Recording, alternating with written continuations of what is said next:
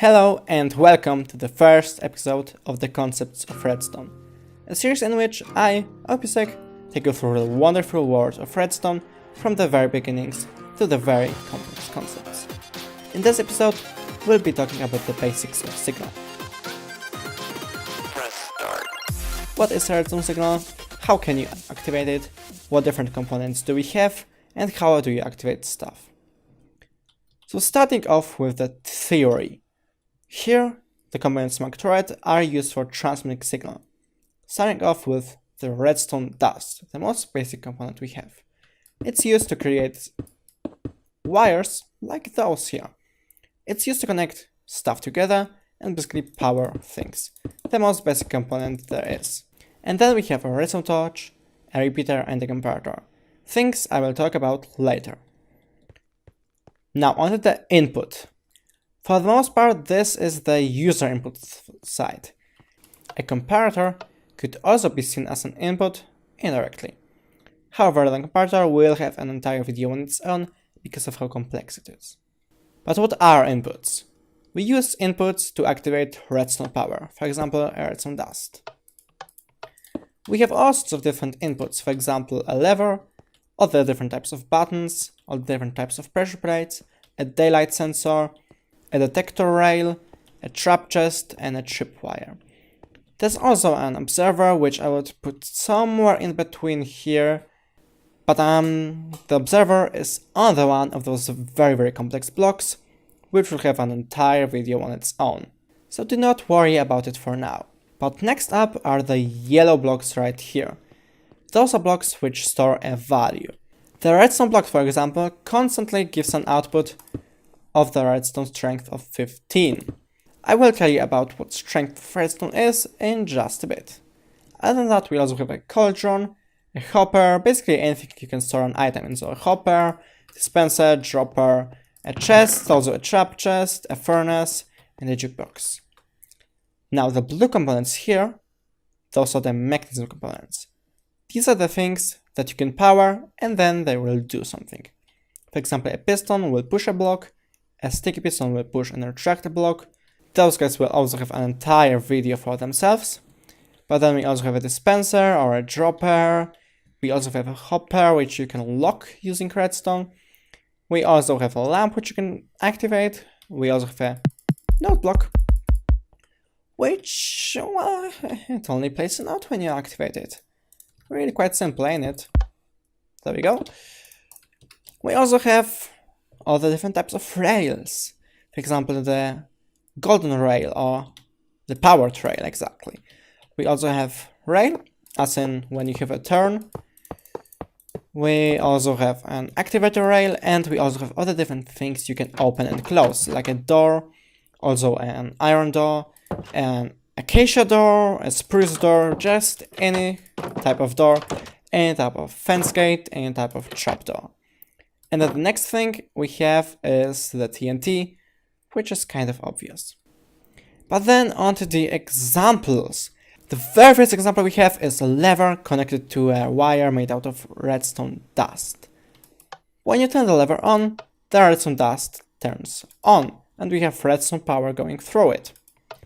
You also have a button, which turns the wire on for exactly 10 redstone ticks, and also any type of wooden button, which turns the wire on for 15 ticks. Later down the series, we'll also learn how you can convert a lever signal into a button signal, and vice versa. And we'll also take a deeper look into what actually is a pulse. But what can you actually do with a redstone signal like this? Well, you can power redstone components powering the wire into them. For example, here we have a redstone lamp. When I turn the lever on, the wire gets turned on, and so the lamp gets turned on as well. You cannot put the lamp here and expect it to turn on, because the redstone isn't actually facing it. However, that's not the only way of powering things. You can also run redstone dust into a block, which will then soft power it. What this means is that any redstone mechanism component attached to the block will in fact turn on as well. So if I put a block here, or here, or here, anywhere that is attached to this block right here will get turned on. And so also blocks that are put here, because redstone dust is on top of this block, and so this block gets soft powered. So this lamp here also turns on. However, the redstone dust cannot read the signal from a soft powered block, and so the power will not go through the block. For that, you need a repeater. A repeater, just like any other component except for redstone, can read the state of a soft powered block, and so the power can go through just as easily. So to summarize, if you run a redstone signal via a redstone wire into a block, you soft power it, which can be read by all the different mechanism components as well as repeaters, however not redstone dust. But if you run a redstone signal via a repeater into a block, you will hard power it, which can be read by any mechanism components, by repeaters, and also by redstone dust. A different way to hard power something is to just put a lever on it and activate it, or run a comparator output into it, or for example observer output. Don't worry about all those complicated words. For example the observer, it will have an entire video on its own. But for now what you have to remember is that if you power a block via something else than redstone, then it is hard powered, and so the signal can be read by any piece of redstone or any mechanism component or any repeater. However, this is not the only use case we have for repeaters. The other thing repeaters can do is introduce delay into your circuit. And so here, the lamp on the right side will turn first, and then after exactly 4 redstone ticks, the lamp on the left side will turn on. Now, you can also adjust the delay of the repeaters by clicking with the right mouse button on them, starting with 1 tick, 2 ticks, 3 ticks, and 4 ticks. And so this redstone wire right here has 0 ticks of delay, this one has 1 tick of delay, this one has 2 ticks of delay, 3 ticks, and 4 ticks. And so the lamps will gradually turn on from the left side to the right side when I turn the lever on. Beautiful. And we actually have many more use cases for repeaters. However, we cannot cover all of them in this video, but I will cover one more of them. An important property of signal that you have to know about is the signal strength. A lever always gives off a signal of the strength of 15. You can tell what strength this piece of redstone has by pressing on F3. Right there on the right side it says power 15. And so this piece of redstone has the power of 15. The redstone strength gets lower by 1 with every block. So this one has 14, 13, 12, and so on until we reach 0. And so obviously after 15 blocks we don't have any power left. And so those lamps here are unpowered. Well, why would the repeater help in any way, shape or form? Well, repeaters kind of renew our power. They basically extend the redstone power. And so here you can see this piece of redstone has the power of 1, however this one here has the power of 15, because the repeater basically puts the power back to 15. Now, what you have to remember is that repeaters do introduce delay into your circuits. And so if you have very long wire, it will probably have some substantial delay in it. But there's one little trick you can use, which is doing something like this. Why does this work? Well, this piece of redstone here, which has the power of 1, soft powers this block. It doesn't matter which power strength it has, it always soft powers a block. And so this soft powered block, its state can be read by a repeater, and then this repeater right here hard powers this block, and also this can be read by this piece of redstone, which is then 15. However, this is not the only way you can transmit signal.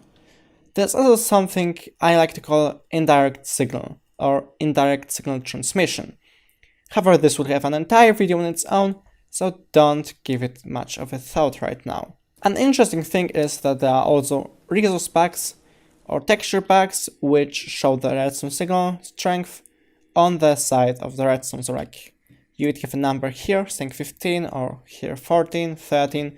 And so if you really would like this feature, there are definitely some texture packs out there.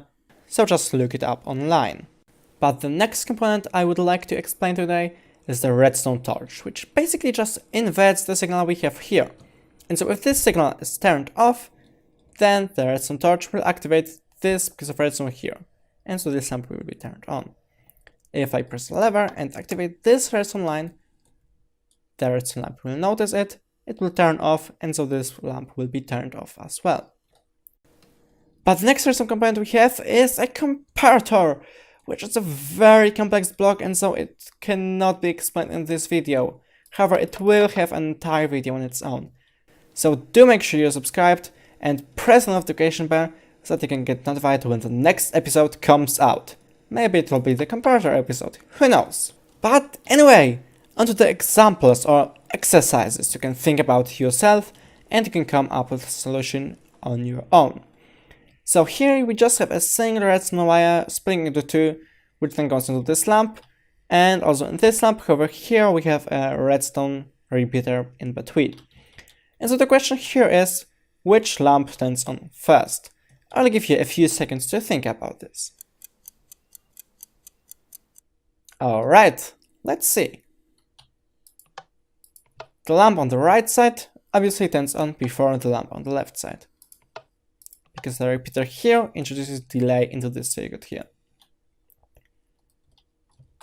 In this example right here, you will have to think about what redstone component you have to put in the purple spot so that both the lamps get turned on when I turn the lever on. I will give you a few seconds to think about this one. Alright, well, the correct solution is to put a redstone repeater right here and the redstone torch right here.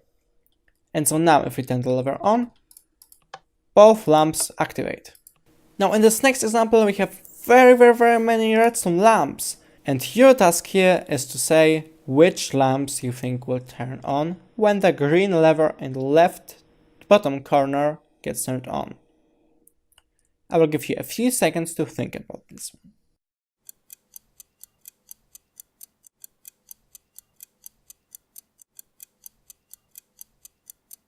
Okay, let's see. Those lamps you can see right here activate when this lever is turned on. Now, let's go through it together. Why does this lamp right here turn on? Well, we just run a redstone signal into it, and that's why it turns on. This one doesn't, because the redstone wire just goes past it and doesn't actually face the lamp right here. Then we go all the way to there, and we can see this lamp here is not activated because the signal didn't reach it. Now here we have a repeater, which basically just transmits the signal over to here and then activates this lamp right here. Why does this lamp here activate? Well, we soft power this block, and so then the lamp activates. However, as already said, redstone cannot read the state of a soft powered block, and so this lamp right here does not activate. Next up, here we have an inverter, and so that means that if this piece of redstone is on, then this one will be off. If this one is off, then this one will be on. And so if this is on, this lamp gets turned off. However, here we have another inverter, and so if this is off, then this is on. And so indirectly, when this piece of redstone here is turned on, this piece of redstone here will also be turned on. Right? Easy enough? Hopefully. Anyway, we then run it into this lamp right here, which obviously activates it, but this lamp right here doesn't activate because, again, redstone cannot read the state of a soft powered block. However, repeaters can, and so this is why signal travels through. A little disclaimer I have right now, because I don't know if it's quite clear. If you have a piece of redstone like here, it actually faces all the sides. So it's not that it's not actually connected, because it is. This is equivalent to this right here. You can see it in the Bedrock edition, where you don't have this texture, you just have this texture right here. And actually, this X texture was what we had before we had this dot texture, back in the very old days of redstone. However, this would actually be everything for this episode of the Concepts of Redstone. I hope you enjoyed this episode and I hope you have learned something useful today. Well, and so if you did find it entertaining and maybe also educative, then please make sure you click the like button so that more people can experience the same level of entertainment you have. And if you are really excited for the next episode of the Concept of Redstone, please do make sure you're subscribed and that you also press the notification bell so that you can get notified whenever the next episode comes out. But this was everything for today, and I will see you a bit later. Bye!